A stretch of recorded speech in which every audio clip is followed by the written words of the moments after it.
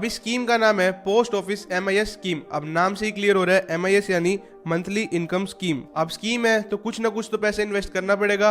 अब देखो post office की साइट पर क्लियर लिखा हुआ है कि एक बंदा कम से कम यहाँ पर 1000 रुपए इन्वेस्ट कर सकता है और ज्यादा से ज्यादा एक बंदा यहाँ पर 9 लाख रुपए इन्वेस्ट कर सकता है। अब सवाल आता है कि किसी ने 1 लाख रुपए इन्वेस्ट किए, किसी ने 2, किसी ने 5, किसी ने 9 लाख रुपए, तो हर महीने किस हिसाब से पैसे मिलेंगे और कितने पैसे मिलेंगे। तो देखो सब बताता हूँ, पहले इस स्कीम को समझो। देखो इस स्कीम के अंदर आपको एक बार के अंदर इकट्ठा पैसा इन्वेस्ट करना होगा और जो पैसा आप इन्वेस्ट करोगे वो अगले 5 साल के लिए लॉक हो जाएगा।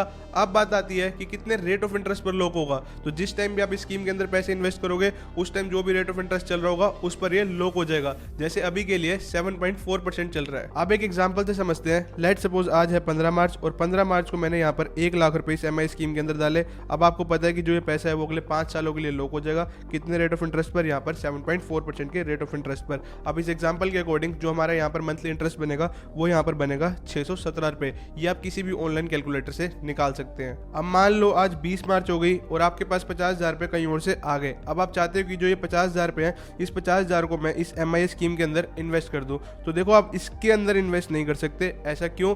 देखो क्योंकि जो यहाँ पर ये हमने 1 लाख रुपए इन्वेस्ट किए थे इसका एक सेपरेट अकाउंट बन चुका है, मतलब उसका एक अकाउंट नंबर भी आ चुका है पूरा का पूरा। तो आप इसके अंदर इन्वेस्ट नहीं कर सकते। पर अब आप बोलोगे कि एक बंदा तो मैक्सिमम MIS के अंदर यहाँ पर 9 लाख रुपए इन्वेस्ट कर सकता है, अभी तो सिर्फ हमने 1 लाख रुपए किया, तो आप और इन्वेस्ट कर सकते हो, पर आप इसके अंदर नहीं कर सकते। इसका एक सेपरेट अकाउंट बन चुका है। अब आपको एक और अकाउंट खुलवाना पड़ेगा। तो जो भी 20 मार्च को आपके पास पैसे आए 50,000 रुपए, आप इसका एक और MIS अकाउंट खुलवा लो, उसका एक सेपरेट अकाउंट नंबर आएगा। तो ऐसे ही कितने भी आप अकाउंट खुलवा सकते हो MIS के। एक बार जो आपने अकाउंट खुलवा लिया वो लॉक हो जाएगा, उसके बाद आपको दूसरा अकाउंट, तीसरा अकाउंट, चौथा अकाउंट खुलवा लेना। ऐसे करके जो टोटल आपकी वैल्यू होगी वो 9 लाख रुपए से ज्यादा नहीं हो सकती, क्योंकि MIS के अंदर एक बंदा मैक्सिमम 9 लाख रुपए इन्वेस्ट कर सकता है। अच्छा, अब आपने 15 मार्च को 1 लाख रुपए इन्वेस्ट किए, तो जो भी आपके इंटरेस्ट के पैसे हैं वो अब हर महीने 15 तारीख को आएंगे। तो जिस भी तारीख को आपने MIS का अकाउंट खुलवाया तो हर महीने उसी तारीख को आपको इंटरेस्ट के पैसे आएंगे। ठीक है, अब आपको पता चल गया कि आपके अकाउंट में हर महीने कुछ ना कुछ इंटरेस्ट के पैसे आएंगे जिस हिसाब से आपने इन्वेस्ट किया होगा।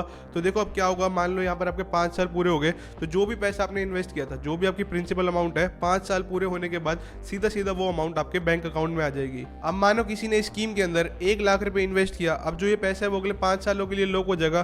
पर क्या हो, किसी को बीच में इस पैसों की जरूरत पड़ जाए तो देखो यहाँ पर पार्शियल विड्रॉल की ऑप्शन भी है पड़े। बाकी डिटेल में वीडियो देखने के लिए नीचे क्लिक करें या फिर सर्च करें post office MI scheme bye focus path.